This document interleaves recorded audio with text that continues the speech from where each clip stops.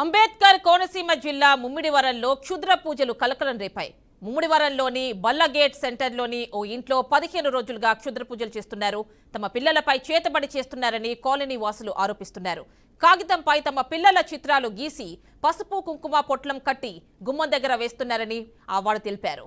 ఇక పోలీసులకు ఫిర్యాదు చేస్తే తమపై చేతబడి చేస్తారేమోనన్న భయంతోనే పోలీసులకు ఫిర్యాదు చేయలేదన్నారు.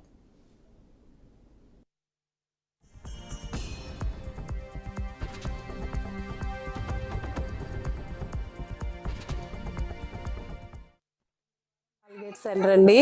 మేము ఇక్కడ అద్దుకుంటున్నాం. అప్పుడే 2 నెలల నుంచి అండి. ఇది ఫస్ట్ స్టార్టింగ్ నుంచి నిమ్మకాయలు వేసారండి. ఆ తర్వాత మేము బట్టలు పట్టుకెళ్ళి పైన ఆరేసుకుంటే అవి తీసేసి వాటి మీద పసుపు కుంకాలు రాసేసి గుమ్మాల ముందు పెట్టడం అండి. తర్వాత మళ్ళీ పేపర్లు, ఇప్పుడు మళ్ళీ పేపర్లు మొదలు పెట్టారండి. పేపర్ల మీద బొమ్మలు వేసండి పసుపు కుంకాలు రాసి పాడేస్తున్నారండి ఇంటి ముందు. అంటే పిల్లల్ని బట్టేనండి. ఎదరా మాకు ఫస్ట్ స్టార్టింగ్ మెట్లు ల్యాండింగ్ పక్కన 3 ఉంటారండి. వాళ్ళది మరదలది 2 వేసారు. తర్వాత మా ఇంట్లో 2 ఆడపిల్లలు ఉంటారండి, వాళ్ళు వేసారు. పక్కన ఇంకొక ఆవిడ ఉంటది, ఆవిడది వేసారు. ఆపోజిట్ లో 2 పిల్లలు ఉంటారండి, వాళ్ళు వేసారు.